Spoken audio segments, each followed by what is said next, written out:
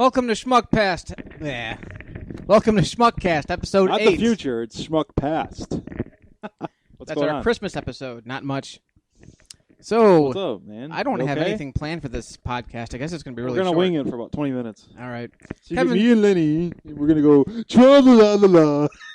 So these 3 Jewish guys were at a bar and they were gay, and Superman came in, and Michael Jackson came in, and are you retarded? No, they're retarded. Here's some because beer. I'm Superman. Do-do-do. Michael Jackson. Oh. Are you Michael Jackson? No. Are you Michael Jackson?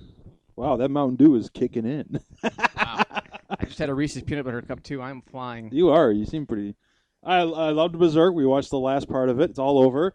Griffith, a great series. I was really happy to watch it.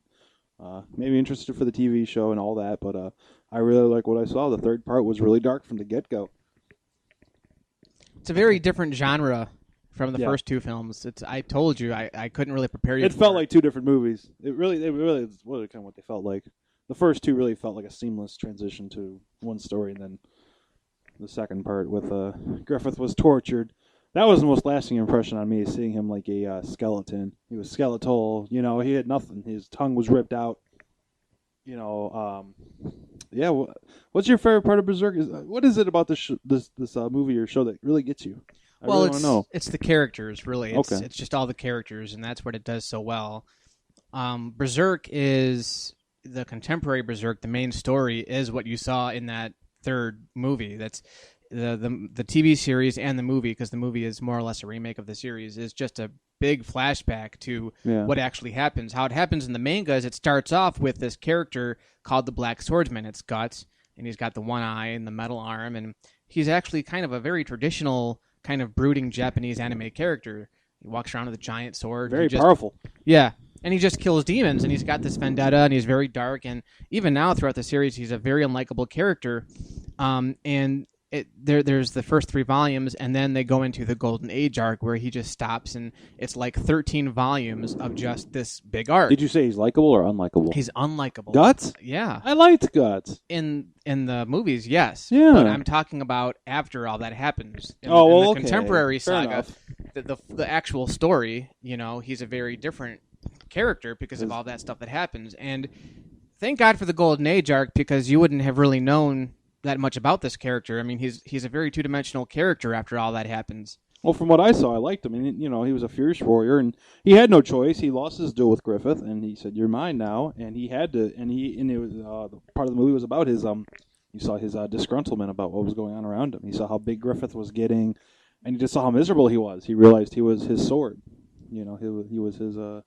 Isn't that right? I'll have to show you a couple of issues of the manga. I'm just going on with what I saw. No, well, it's just what you've seen, and that's fine. That's why I like the films, and the films and the anime are completely separate from the comics, and the comics are very well praised too, but they are a very different genre. What a stunning film, though. I was really impressed. Any times I went to you and said, "Look at that animation; it looks so cool." You'd be surprised at how many fans actually discredit the animation because they talk about how crummy the CGI looks in a lot of earlier films. Well, it's not even about the CGI. It's about the story, and like you said. But you don't watch a lot of animated films either, so you don't. Well, really have a lot that's of true. But on I it. thought they it was very beautiful. They are very. What I like about films. it is it showed so many different landscapes. It showed gardens. It showed waterfalls. It seemed to utilize almost everything about Earth. Every little detail. And hell. Yeah, and hell, and part 3 flips on you halfway through when Griffith finds his, what do you call it again? The Baylet. The Baylet. He finds it, and the sun goes over, and all these demons come, and everything gets flipped. Pretty much, it seems like, flipped over. It's like Link to the Past. You're into the Dark World now, it's like Ganon took over. And Griffith, what bums me out, here's what bums me out, now I'm kind of getting it now, is that Griffith was rescued by them. They saved him when he was dying in the pit. But later, he turns his back on them, and it's sad. It's weird. It's sad. It's like, wow, what a.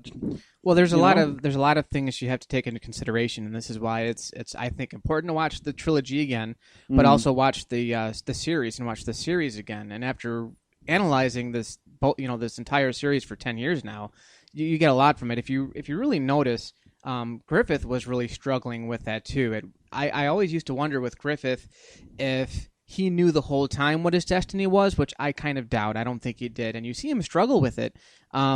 up until he makes the decision to sacrifice everybody, he doesn't know what the right choice is. You see him trying to help Guts when Guts falls down that giant hand. Yeah. Griffith tries to save him at first. And even, that part where Guts runs up to him before all that happens, and it goes real slow motion, and Griffith is kind of looking at Guts, and Guts touches him. Yeah, he says, what the fuck?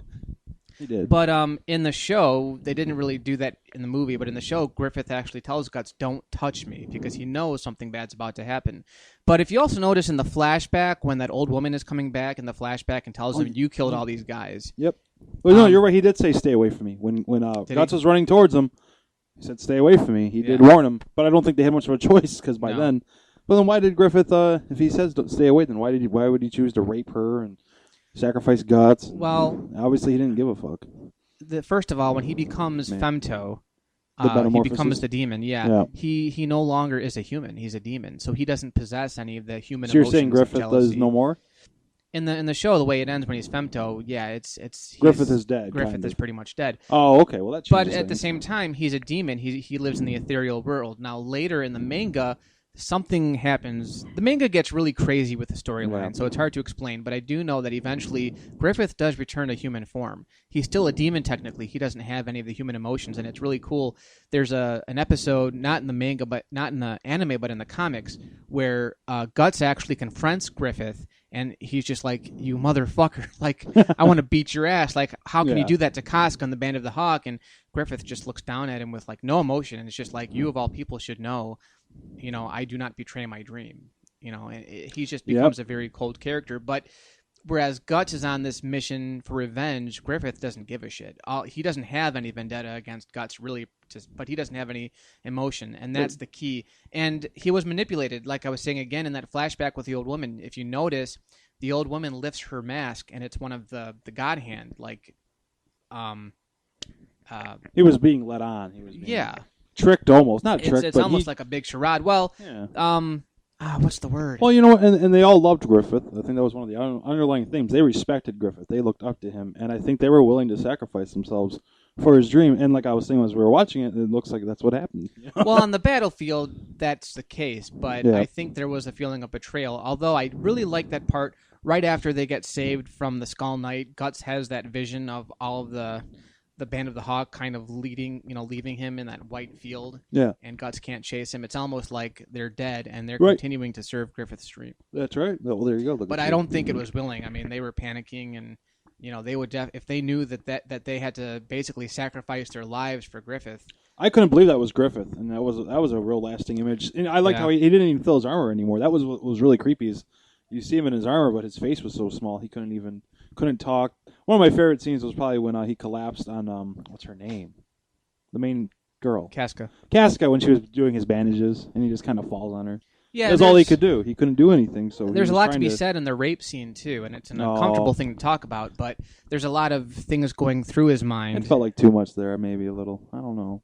Well, why did they have to have sex with her? Why would that have to happen? Why would they spare Casca? They killed the whole crew. Why would they not kill her again? I think the reason why they didn't kill Casca is because it's it almost kills Guts more than anything else.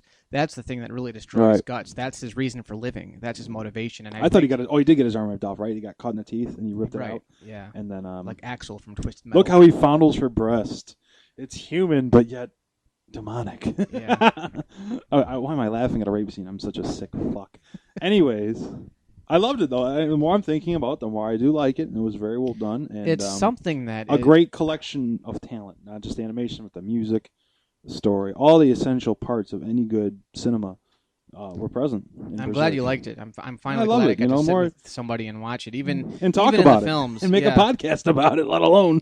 That's the thing though. You see it, and there's so many interesting things to talk about. It's almost like reading a piece of literature. My favorite part. Yeah, in the movie, because that's what I saw. The most emotional part to me, the one that stands out, is when they win the Battle of Doldry. And Casca standing in the castle waving the flag. Just kind of they zoom into her eyes, and she's real proud. And Guts just looks at everybody and is like, "Are you guys all stupid? You guys are thick. We won. Why are you guys all standing here?" She fought the general at the end, right? The lead general or whatever. Yeah, the guy that kept appearing with the blonde hair. You can be the Army's whore. Yeah. And I always like how he did his little, this is a move from 200 generations back. Guns and Senpu. That's right. I'm a tornado spin attack. handed down for me from the Crimson King. In the anime, that character he's a reoccurring character, and he's kind of like the comic relief. Yeah, he shoots him with the bow. Yeah. Yeah. Japanese voice acting is so funny. Yeah, another favorite scene of mine that didn't happen in the movies, and I was kind of pissed. Like I said, Griffith has a sexual relationship with one of the generals, General Genin, and I always liked that scene in the show because Casca's reaction to it was because she was the only one that saw it happen. She goes, "Why?" Griffith is the next day is in the lake bathing and clutching himself so hard he's bleeding. He's making himself bleed because he's so embarrassed that he did this act because that's not him. So Casca asks, "Why? How could you do that with that man?" And well, remember when he has sex with the princess? Yeah. And after he's done, he's cowering in fear almost again, shivering. Maybe that was an allusion to that. Maybe he just can't even have sex without feeling that feeling that he felt when he had well, sex. there's a lot of things going on. If you an interesting remember thought. that scene, and this is to the movies because the anime doesn't explore it that much. But when he's doing it with Charlotte, he's having visions of guts. So there's a lot of anger there. A lot of fans have actually analyzed it to where they think he's having visions of guts because he has homosexual feelings for guts, which it could be possible. I mean, that's one of the things you explore when you deal Griffith with always friendship. kind of seemed homosexual, and that's why I said the whole General Genin thing. It almost doesn't seem that much of a tragedy if he is gay. I mean, it'd be like me and you having sex with a really ugly woman to get a nice job somewhere. Like, who cares? It's a woman. But if a really nasty guy asked us to touch his junk to get a job, and we were like, okay. You lick my balls for an advancement on your paycheck. Here's your 50 cents extra a week. Can you prove that you wouldn't fire me because I wouldn't? And I'm not a homophobe, but you see what I'm saying? Like, there's undertones. There's undertones. Yeah, if he is not gay and he just chooses to have sex with this old man for no reason, just to get, to raise money for his army.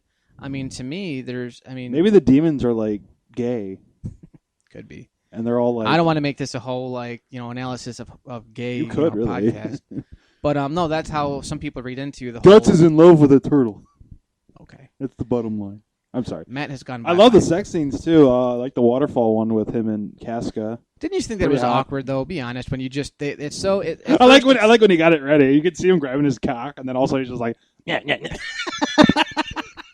Yeah, they do. That's a great. That was one of my favorite scenes. Yeah, she stabs him. I like because she was like fighting with him, and she was like, "Don't ever underestimate my talent." And every time she said Griffith, all he did was, just the way all of it is shot. I really hope anyone that listens to this watches this show because it was really cool. The show or the movies, but just really well done. I mean, better than most of the movies that come out today. I'll tell you that much. I mean, just the way it was done and shot. And how many times can you come out of a movie that you just saw and talk about it this much? Never. And these aren't. And these weren't released in America in American theaters. So, like I said, I just saw the World War Z. And I can't even talk to you about that movie because it's just such a generic action movie. I love Brad Pitt, though. I heard he was good in that, wasn't he? He was pretty good. He's okay. It's all right. Yeah, he's done some better. He's done some worse. What more you want from him? Yeah. It's better than Cool He really promoted that movie, though. Did you hear about that? He was like showing up in theaters for it, which was really cool. He like showed up at a couple of theaters. Just popped in, surprised everyone. There was full house, and he walked out, and people went crazy. That'd be so cool. Well, he's the star power of them. I think he's the only celebrity. Well, it's nice of him to do, though. I mean, you don't know. You don't hear about actors doing that. Well, it's not about them being nice. It's about them promoting the movie. They'll do whatever it takes. But it's thrilling to be. You're sitting in a movie. All of a sudden, the actor comes in. Someone like Brad Pitt. I mean, come on. Yeah. No, he was good, and I'm not knocking him. That's again, most movies that come out, even if it's a movie you like, there's not a lot to talk about in our movies. Ebert kind of said most movies are half forgotten by the time we leave the theater. There are special movies, and I'm sure you have a list of 100 movies maybe that have lasting impressions on you. Something you can always watch. And I'm wondering if I should add any of these movies to my top 25. I don't know. Oh, Berserk? Yeah. Well, hey, why not? It's one movie. It's like that's the thing. Out of all the trilogies, this one would be the hardest to break down and talk about. It felt like two movies to me, honestly. The first two really felt about the same a continuous story. The third film felt like a whole different. And that's the problem with this series. The way they approach it is with both the show and the movie. they assume that no one has read the manga, but yet they give you that last part. Mm-hmm. And if you're familiar with the manga and then you watch the movies, you understand. But if you're new to the series like you are, and when I first started, and you get to that part with the eclipse, like I honestly thought that part where all the men were coming to Guts and they were looking up to him and they're like, "We'll follow you, Commander. You're our captain." That was a cool part. I thought, and the music there when he looks up and he's like, and in the show he goes, maybe this is what I've been looking for my whole life. This is the thing that it was missing. You know, everybody, Casca finally found that she wanted to be with Guts. Guts decided to lead the Hawk. They had everything they wanted, and then, like, literally 5 minutes later, Griffith decides to run away with a horse. Why did Griffith run away again? Was it just his vision, or he heard them talking? It was both. He was delirious. But he heard them talk about... He had heard them talking about staying with him, and basically, Griffith at that point, all he wanted to do was reach... He had a goal. He had a goal to reach that castle. That's what he wanted to do. I like when he gets there, it's just a rock. And then he tries to kill himself. And there's a line, I don't know if it's in the movie, I know it's in the show though, but he basically says, what am I doing here? I've been waiting here far too long. I've been on hiatus for way too long. That's what his vision comes and tells him. Right. And as he's racing down that hill on the horse, he sees that castle, even though technically it's not there, but he sees that castle and he gets closer and closer, and then the horse hits that rock and he flips. And that's when he gets into the water. You see all the demons approach in the eclipse. It was fate. Yep, it's like they planned it out that way. Everything had been planned ahead. I think that show, you're right, it is about fate. Well, Void was the demon with the really weird teeth and the kind of the brain head. He's kind of like the leader of the God Hand until Griffith gets there. Griffith is now the king of that. But he talks about causality. He's like, all of the things of causality are in place. That's what he meant. They could see into the future, and they foresaw all this coming. That's why the fortune teller gave Griffith the Bailet. That's why the Bailet protected Griffith all those times. And notice... all this eclipse stuff didn't happen until he had the Bailet back in his hand. Exactly. Pretty much right when he touched it, it happened. Yeah. That was another great scene, too, was when Guts is like, are you the one that did it to him? And he's like, oh, well, first I cut their tendons, and then I ripped their tongue out.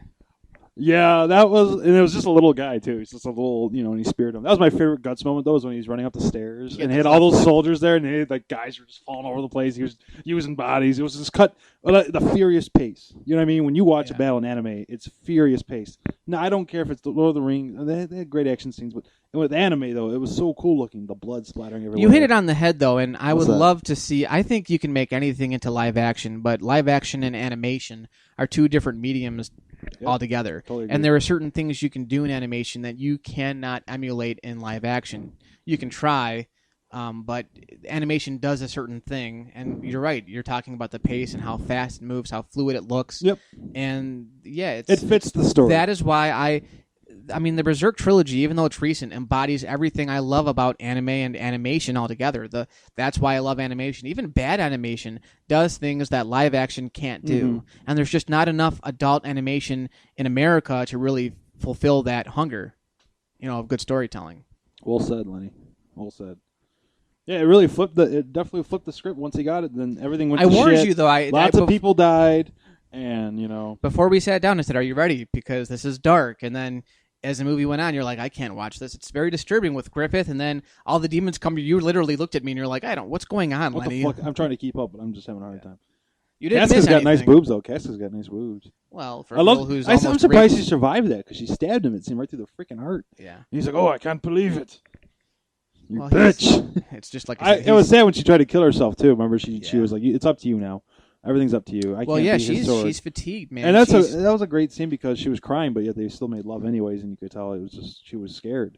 I think more than anything. I think the show does that a little better because the show there's a lot more dialogue in the show, obviously, but because you have entire episodes covering these themes, and in the movie you have a couple minutes really, they get more into the emotions. And Casca, so you'd say the show. Sorry, but you say the show is. I would say better than the movies. Like I said, with the animation being so pristine in the movies, it's hard to go back and watch the anime. But the anime does give you a lot more. Like General Ganon was a huge scene. Also, you learn a lot more about Casca's backstory because there's one whole episode devoted to Casca's backstory. There's another whole episode at the beginning devoted to Guts' backstory because you don't know anything about Guts. He was actually born from a corpse. He was cursed from the very beginning. He was forced to survive when he was like really young. He killed he was raped his stepfather, his adopted father, paid a guy to rape him in the war. Wow. I mean, he has a really it's kind messed of akin up. to like the Harry Potter books, like how the movies had to leave. Well, it is. You read the books and there's so much in them, but when you move it to film, you have to cut stuff out, and it doesn't have the same lasting effect. I'm only disappointed that the movies are so as short as they are. Like the first movie is only 70 minutes. You could have added 20 minutes. I'll tell you, I feel like there was more to tell. I do. When you're watching it and it's over, I feel like there was even more to tell. Yeah. Well, like I said, the manga, Kentaro Miura has been doing the manga since 1988, and it's 2013, and he's still writing them.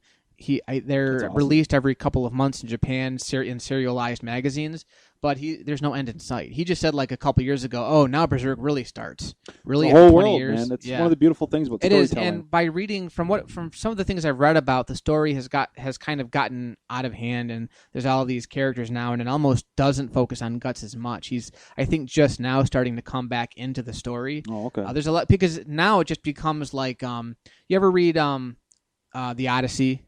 No, never. It's very much like the Odyssey, where there's different adventures. They actually go on a voyage overseas to get to this land where Guts is trying to heal Casca, and they fight like sea monsters and stuff like that. So now it's becoming a very like Roman mythology type of thing. Yeah. Greek mythology, I mean. I'm so glad I watched it, man. We're going to watch it again sometime. I really feel like we will. I want to get you in the series. At least watch a couple episodes, or at least the key episodes. Not all of them, because none of the episodes drag, but some of them are just battles that are really important to see how the Hawks progress, how Griffith thinks they're important. But there's a whole side stories left out. Like, you don't get to meet the Queen. There's a whole side story with the Queen because you've got a king. Where's the Queen? Well, she is there, right. But you don't meet her. The other character that I was sorely missed was Minister Foss, who is how Griffith almost, he almost gets assassinated in the first movie. Yeah. There's that poison arrow. Yeah, Minister Foss is the character in the manga and the show that is like, he suggests these things. He's like, a poison arrow might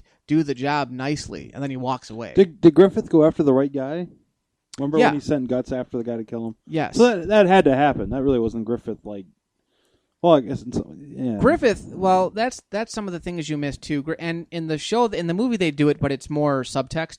When after Griffith gets shot by that arrow, you see his eyes point up. Yeah, and he sees the horseman, Urius, who's the king's brother, and Urius is next in line to the throne. Because the king has a daughter, Charlotte, but not a son, so Urius is next to the throne. But because Urius is all... Now, here's the thing that the show didn't get into either. Urius is actually having an affair with the queen. Interesting. They don't get into that. And the other thing that neither the show... Although the movie does get into it a little bit. In the second movie when Griffith is getting tortured and he says to the king, "You want to fuck your daughter, don't you?" Remember that? Yeah. Well, that actually happens in the anime. In the manga, the king wants to fuck Charlotte. A lot of sexual tension in Berserk. Yeah. Some rape. A lot of rape. Casca nearly gets raped 20 times. Poor Casca, she's the fucking town whore, man. I tell you. Not by choice. And she's such a strong woman, but this stuff always happens to her. She really showed in the show. What did you think at the? You didn't really. I didn't see any emotion. What did you think when you saw Casca at the end when she reacted to Guts the way? Was it kind of shocking to you, or you were kind of confused? React again? I'm trying to remember. She didn't. She was frightened of him and ran away to the little girl, to Erica. Because I think her mind's gone, right? Her mind's gone. She was raped by a demon. Right. It's sad. It's all a tragedy. There's some weird stuff that happened. First of all, you learn this in the manga after all this happens, when Guts and Casca had sex, she got pregnant. And then Griffith raped her and kind of fucked up the baby. Oh no! So the baby is like a demon child that keeps showing up to haunt Guts. Oh, that's awesome. And Guts keeps trying to kill it, but Casca keeps trying to protect it. Kind of funny. Yeah, it's weird. And then someone else. I don't know if you remember in the third movie and a little bit in the second movie too. At the very end, you saw that little fairy guy. Remember at the end of the third movie, very briefly, there was a little fairy guy that you saw. Yeah. Very briefly. His name is Puck, and he's actually a big part of the manga. After all this happens, Guts meets him and is always picking on him, flicking him, like stepping on him, just pissing all over him. But he's like the comic relief, and he's the one that tries to bring a little bit of cheerfulness to this whole thing. Well, can we talk about one other thing? Well, sure. One thing I had written down, I wanted to talk about was Loose Change. It's a short you made back in 2007. Yeah. On a very hot day. Yes. It's still one of your best, I think. It was just me and you. Yeah. Oh, and Glenn and your mother. You had your whole family for it, which was kind of cool. What kind of pizza did Luke get? What the hell? I said it like 3 times. But I love that shot though when you go around me. That was so cool when I'm running down the street. And then you go around me. It's like that 360 shot or whatever it was so cool. And then you have the box rolling down. We could tell you stories about that fucking box. But I love that though. I love remember we got the cardboard thing and I had my hands through it. We actually, yeah. I want to watch it now. We actually went to Little Caesars to get a pizza. 2 pizzas, I think. Yeah. We got 2. And didn't we ask them to burn it slightly so that we could get it? Because we tried Trying to make it real. Because it was based off of a story I did when I was 9 years old. And I love it. Originally the quarter was supposed to get bigger and bigger like a snowball and then turn into a pizza. And it was like it was mimicking you. And we couldn't get this fucking pizza to roll for the life of us. We tried to get a pizza, an actual pizza, to roll down the driveway. And But I like the creativity you use because we did different things to make it look bigger and bigger. Remember, first it was just a very tedious shoot, but really well worth it. I like because you wrote it when you were a kid, and sometimes I think some of our best stories are written when we're children because our imaginations are so innocent, I guess is the word. Yeah. And that really, I thought that was a great idea for a film. I thought it really, what's the word? It had a lot of potential. It has lots of potential. It still does. I think people can still enjoy it. What's the word? It something to the screen. It transferred well to the screen. Your story. And I remember what did we use? Didn't we tie 2 garbage can lids together? Yeah, I remember the night before we did that. I sat outside with a bunch of tinfoil and like garbage can lids, like little disc pusher things, just anything that was round. Aluminum foil. Someone's making a bomb at the Sherman House. Yeah. Hey, Rescaman. Come to you, gringo! Oh no, the Jews are making bombs! Yeah, but no, we had the compute on we had the camcorder on a dolly, and I would like flick a freaking nickel down the road, and you'd have to track it as long as you could. All right, Matt, do it again. Not now. No, hold on. Oh, flip it again. It was very tedious. It was very hot that day, too. And what's funny about that is with all the stuff I did on film, that was the one that I actually felt the most, we experimented the most with. I think I had the most fun doing that. Very creative. I was really happy with our shoot. And we went to the park and we continued. I look such an idiot. We were to roll it down the hill. And come back here, quarter. But your scene when you do that, when you roll down the hill, people love that scene. I know. I did that. That was pretty funny. Oh, yeah, when I'm like, come back here, quarter. Oh, if you watch it, it's really well done. It looks like it's getting bigger, and it just continues. Yeah, what was the line that the guy got? Get out of the street, you fathead! Sorry, quarter.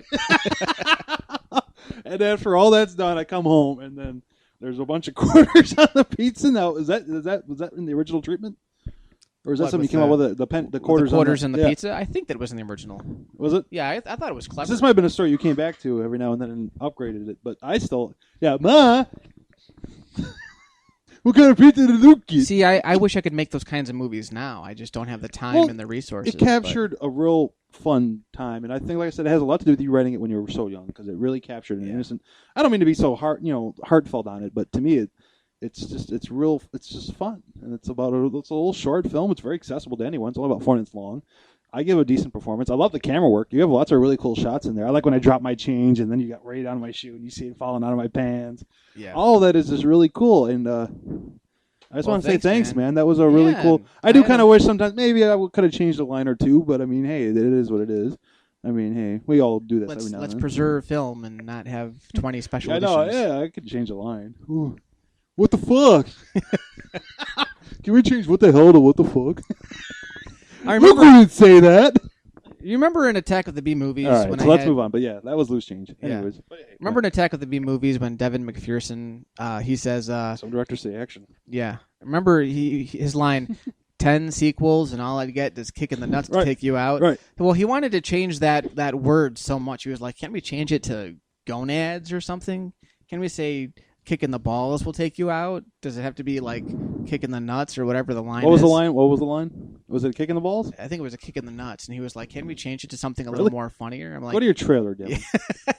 Then you hung on my trailer. Attack of the B movies was not a fun movie to make. It was fun to write, but that was hell because that was fun to write. Well, it's always fun to write. That was the first time I actually had a crew together. You played Jason. You had the daunting task of playing Jason. That sucked. That's not as fun as you would think. It's not. I'm no Kane They work hard in those Hodder, movies, man. Those sucked. movies are hardworking people. We watch films. We lay in the bed, put our feet up, and watch a film. But sometimes we do forget not you per se, but maybe me and whoever. I wouldn't mind acting. hard work. I wouldn't mind acting as Jason, but acting and directing at the same time. Good luck, Kane Hodder. Okay, Kevin Smith. Yeah, and you had Jack and Glenn. You had Jack and Glenn. Hear the Resident Evil noises. You had to fix the screen, though. I mean, I'm surprised Devin's. A little. I like the colors you used, though. I love the colors. You made the house look like it was under hell or something. Yeah. I still remember when I came banging. We were on Detroit. What's it called? Road to Insanity. You had all the experts from it, and he's all banging on the window. No watchtower. No clock tower. I got a little excited with that knife. Yeah. Oh, calm down, man. Yeah. And then walk beside. Then he stepped in, but I gotta go bathroom. Wow. I remember that one. And then A Walk Beside Eden was not that fun either because it was your masterpiece. It was depressing material. Your masterpiece. And it took a year to film. You know why it's so good? There's no dialogue. That's why. Thanks, Dick. Well, no, hey man, silent films are out the window these days. But hey, The Artist was a silent film. That won Best Film, I think, last year. Like I really wish I knew what it took to make a movie that people liked, and I only say that because I like the stuff I do, but it always gets criticized. Loose Change gets criticized for the camera work. Walk Beside Eden gets criticized because it's a silent film. Go figure. And A Walk Beside Eden, I think, or Attack of the Bee Movies gets criticized because it's not original. So it was like a homage to your. My favorite was the weasel shot you did. Not the weasel, but the ferret shot. Oh yeah, the little ferret. That was pretty bitchin'. How you the had weasel. That. Yeah. And then you had Jack and Glenn come out of zombies, and then you had Fred. Who was Freddy, or was it just a figure? It was a figure. I always wish I cut that scene out. Yeah. That's the one part I'd tell you to probably get out. But I like the little girl. She's got the little red tricycle from Freddy 3. Yep. Pretty sweet. And then he kicks you in the nuts. Children actors suck. Then he kicks you in the nuts. She was fine. No, she was fine. It's the scheduling because Carrie Banish worked her ass off, and she was always in plays and school, and that was the thing. Like, I couldn't utilize her as much as I wanted to because A, kids can only work for so many hours, but B, like, bullshit. Like, she was going to my stuff, and then she had like school plays and other projects afterwards. Did you and wasn't it you, Jack, and Glenn in the car, and you were going over Devin McPherson? Yeah. And then he wakes up, and who was the zombie? Who was the zombie? Someone wakes him up and then kills him. It was some actor. His name was I don't remember. His name was Corey. Was his first name, and he was I think one of the DPs. No, okay. No. Right. He was and that's the end of the movie. Yeah. Not bad. I love Walk Beside Eden. I love it. I think that's a great piece of work, Lenny. I wrote a really good review about it. I got to find it, but I tell you, that was probably one of the best reviews I ever read. I like it too, but it's I really like what I said. It never gets good reviews, and it's a good movie. I mean, I cried. I think so too. Movie. Hey, but it's kind of like isn't that great? You cried at a movie you made. Yeah, but it's like really Kevin Smith and Jersey Girl. Like sometimes you can't win. You make a good movie, genuinely a good emotional movie, and it's banned as bad. It could be any number of. It could be the dickhead in the theater. Fuck them. Yeah, well, they're the people paying to see. That's the movie, so cool that you cried at your own work. That's pretty cool. What'd you cry at? Was it? It was at the end when Eden dies, when Amanda dies. Yep. It was very emotional. Hard for her to make. Hard for Amanda to make. Yeah. And that's hey. Makes you think of like Spielberg, how hard that must have been to make Schindler's List. Yeah. I mean, can you imagine? I mean, he said he cried every day. Well, I remember Dan was there because Dan taped a lot of that. Yeah, he did, yep. And he was like, "Are you okay?" Because there was that one scene at the end where I cry. I was actually trying to cry. It's not easy to do, especially when you're not a trained actor. But all I kept thinking the whole time was this could be happening. I don't know if I ever did I tell you the story of when the first scene we shot was the scene with my dad. Passing away. We shot the scene with him in the bedroom. Yep. And then we had the funeral scene, and we're all there. And it's edited like a movie trailer. I put it on MySpace, and my cousin telephoned my grandparents or something. She saw the trailer, didn't know we were making a movie, and thought that my dad had actually passed away. Oh my God. She was like, "Nobody told me Uncle Bernie passed away. What the fuck?" So that's powerful. You tried to kill yourself. That was a little too much. Well, not too much, but that was a dramatic effect. Yeah. And my favorite shot I think you ever did was you and Amanda on the hill. I love the that sun shot. coming up. Yeah. That was just tremendous. I love your little montage that you did when you see the relationship going through, and you play music, and it's just there's no words. There's nothing. Yeah. It is just simply it's here. It's in your face. I really like it a lot. And actually, when I cut it down for the festival cut, I took out the temp music I used because there's a lot of like Forrest Gump music. You're cutting out magic. Magic no one can see. Yeah. Good line. Well, that's why it's magic.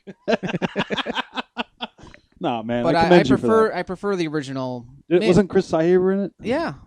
Chris Sahiver, he was Well, what else? A bully. He got to make out. Did he make out with a girl with a hand on his mouth? Like, Well, originally he was supposed to be my character's friend that helped me out through a lot of stuff, and there was a separate character that was a bully, and I kind of combined them because I couldn't find enough actors to fulfill the parts. me. So there are a lot of scenes that were actually cut from that movie. You know, my big thing when I was first starting out as a filmmaker was I wanted to make the films as long as possible. So I Walk Beside Eden was supposed to be like a 45-minute silent film, which really today it's unheard of. But I mean, they made silent films that were longer back in the day, back in the 20s.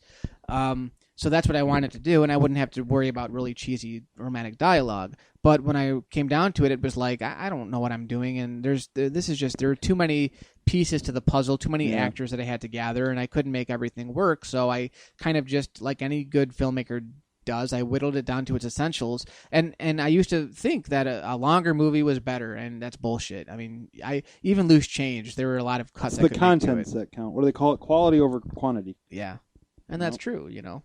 I love the Lord of the Rings trilogy, but those extended editions, man, come on, Peter. Probably a little too long. Come on, Peter. Like, come on, really man. long. Come on, really Jackson. long. Did I buy them? Yes, because I'm a shithead. You untalented prick. Hey, now I wouldn't go that far.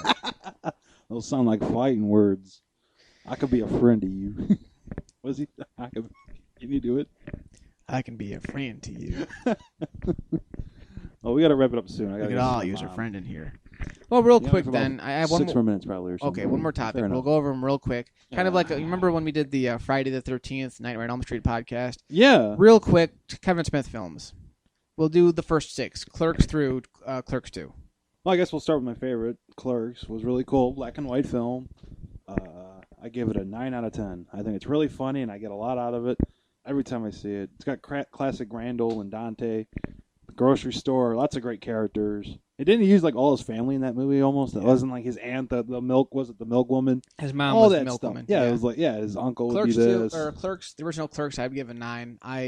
It blew my balls off when I first It's saw it. so funny though. It is funny. I saw it recently actually, and it brought back a lot of memories. I get on my knees like a circus suit. Yeah. Oh, When I first saw Clerks, I was actually going through a kind of a rough time in high school, so that movie kind of picked me up, and I was just getting into independent film, and that one did it. Berserker. Berserker. Come on, man, do Berserker. What's the band that he says? He's in Jimmy John Blue Jeans or some shit. Fuck your Yankee Blue Jeans or some shit. That doesn't sound like metal. This guy's a character. Yeah. But that movie, more than any other movie, showed me that you don't need a really big budget. You could take a video camera and have your friends talking if you wanted to, but it's really more about the story you're trying to tell. And the writing, but it's about the story you're trying to tell. The biggest strength of any film is the story. Yep, you need a great narrative. That is your first You could have a essential. 12-year-old. Any filmmaker will tell you that. The most important part is the story. You can have a 12-year-old shoot your movie. Yep. As long as you have competent storytelling, you've got a good The script needs to be good. That's another. I mean, the two biggest things to me are definitely story and script. And, and you need good actors to portray your characters, and like I always said, I think the third maybe is probably a good filmmaker. Those are the 3 biggest ingredients I think to a good movie. Mallrats. That's okay, I guess. I don't know. I don't really. You know what I don't like is that Jason London kid. That kid's a punk.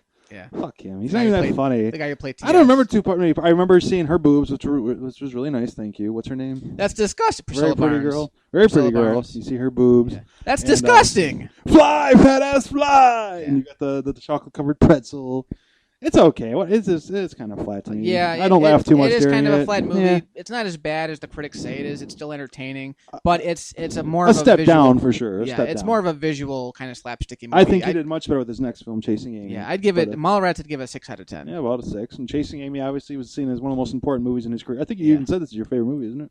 Up until Clerks 2, Chasing Amy was good writing, but I think a little too much writing. That one had a lot of analysis and a lot of dialogue, very dialogue heavy movie, and everybody smokes in that movie. Like everybody just it's. I know they're emulating real life, but it is. He falls in love with a lesbian, distracting. right? Yeah. I love when he falls in. Yeah, and she starts kissing the girl, and Jason Lee just looks on and goes, "Oh yeah." He starts clapping along to him, but Affleck's just like, "Oh." Didn't see that one coming. I blew him while Cody fucked me. Yeah. Yeah. I am fucking gay. That's who I am. I love that. Yeah, when you can just feel the tension rising up. So what'd you do? Well, one time he just whipped his dick out and started chasing me across the room. So yeah, I love Joey Lauren Adams in that film, and I love the fight they have during the hockey rink, where the two hockey players are just beating the shit out of each other while she's kind of tearing into a verbal him. battle. Yep, Yeah. a verbal battle. So I thought it was a little too obvious, but I love that it's scene. just fine. Yeah, it's symbolic. It's symbolic, yeah, of what they're going through. A little more than subtext. Beautiful, there. really. And don't they live together? Him and was it Banky? Binky. No, Banky. You're a tracer. Your mother's a tracer. I like the ending too in Chasing Amy. The company's name is Bankholder. What I really like about Chasing Amy and what I like when movies do this is they don't get together at the end. They're not together. Yeah. I love when movies do that because I feel too many movies they do get together. Leonard Maltin said in his review of it that it doesn't take the easy way out, and that's what I really like about it. And it's one of my favorite looking films too. It was shot on 16 millimeter, which has a very distinct look from 35, and just has a very gritty look. I just like the independent kind of small. They say budget a lot of the best love stories in Hollywood are when they don't end up together at the end. I don't know many. I don't know many. Yeah, I don't know many that don't end like that. So that was kind of a breath of fresh air. But when it does end, well, Casablanca's one. You know, obviously they love each other. And there's not. I mean, yeah, but Chasing Amy, like at the time that I had seen it, I'd never seen anything like it where it ended that way, and where she smacks him and just basically. Well, says I was it's dating over. a girl, and I was really worried about her past and all the guys she's fucked. I think a lot of guys get a little insecure. And that movie teaches you a lot of things about that, and so that was a very what's the word for me? Just enlightening, like an eye opener. Enlightening. Enlightening is a really good word for it. Yeah, I'd give that a 9 out very of 10. enduring. Yeah, 9. Yeah. It's one of his best films. And then what do you have? Dogma. I don't remember too much. I got to rewatch that again. But Jay was the shit in Dogma from what I remember. I thought that movie had a little too much Jay and Silent Bob, and it also had a lot of star power that kind of detracted from it. That was the first movie that kind of broke out of the whole high school New Jersey thing, because up until that point, Clerks, Mallrats, and Chasing Amy were his New Jersey trilogy.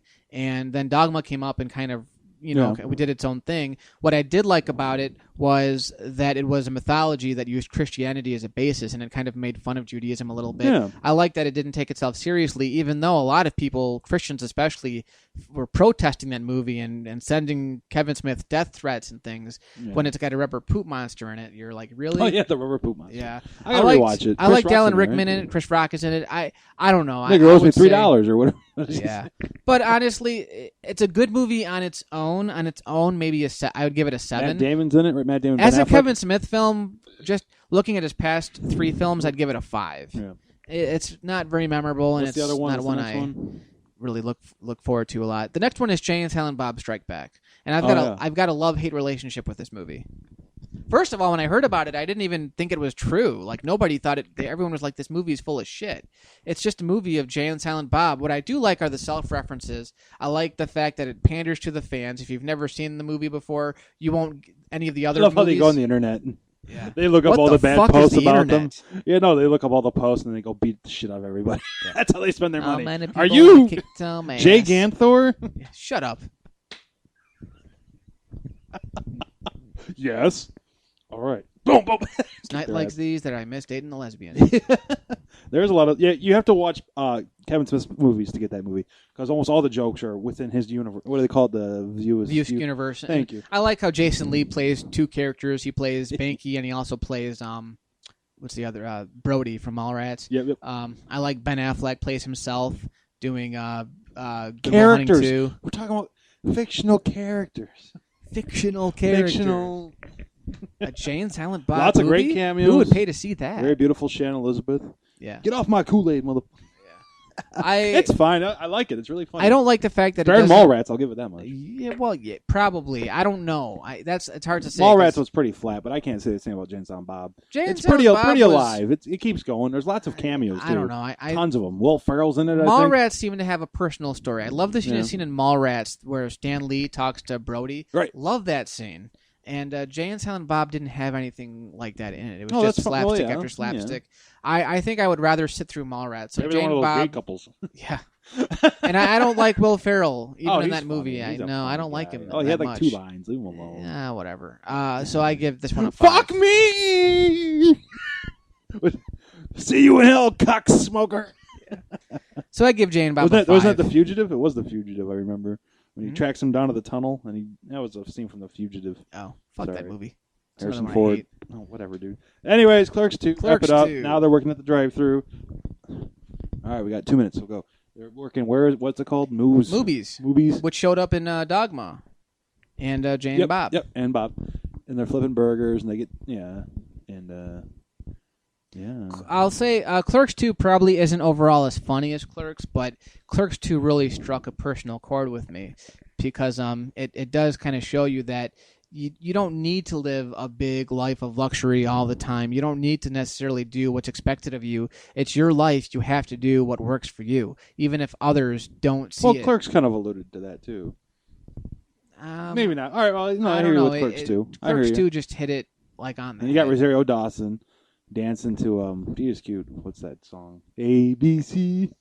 Yeah. Don't Rosario they go Dawson was a great go character. go-karting? Yeah, They come back I an just hour I later? loved. You saw a little more scenery. It was kind of nice that you had the movie in color. I know a lot of people wanted it to be black and white, which would have been fine too. But having it be in color, it just seems like you're opening up this whole new world. And there's nothing wrong with. I black love the and end white, though when he but- goes to black and white at the end. Yeah, The that last is pretty shot cool. was really good. Yeah, Really cool. I like the black and white as a bookend. I thought it was very creative. It's probably one of his best looking Pillow films. pants. Pillow Yeah. pants. Was it? I love the pillow pants scene. Is that what it is? I And love his I'm- face he makes. Jeff And I, Anderson's for one, face. am glad that he didn't show pillow pants because originally they wanted him to show it. Don't they get the guy to fuck a donkey at the end? They Classic. don't get the guy to fuck a donkey. That's what he does. That's his thing. Kelly can be a guy's name too. Or go, yeah. I'm Kelly. That's right. I'll give it a nice 7 out of 10. It is a very nice, heartfelt movie. I like the end too. The end in the jail cell is probably the best scene in the movie. Yeah, I give it a 9. There you go. I love Clerks 2. I really maybe do. An 8, maybe an 8. It's one of my favorite. What's your favorite scene? Clerks 2? It's the scene with Randall in the jail cell. Yeah. And he Very nice. flat out tells Dante what he would do Fucking in the situation. like Jay, but he's just like fucking fags. But I liked it. It returned to its roots. You know, Yep. it didn't become a Jay and Silent Bob movie, which I was really afraid of it doing. It's got a very nice low budget feel. It's one of the best looking films next to Chasing Amy. Very heartfelt film, and it's on my top 25 list It's out of in best theaters. movies. Yeah, So there you go. yeah, so I Of love the that 90s. movie. Yeah, shut up, bastard. All right, We so gotta wrap it that's- up. That's Thanks, our guys. podcast, shorter than Yay. usual. You know, not the longest, not the Kevin longest, Smith, not the Lenny's shortest. movies, and Berserk. Well, it's long enough. I gotta get going. So hey, we'll see you Go later. see your mom and eat some dildo cream. All right, we'll see you later. All right, guys, take it easy. We'll talk to you next week. And we'll You think have more it's to too talk warm about. for the brie? What? It's Ghostbusters.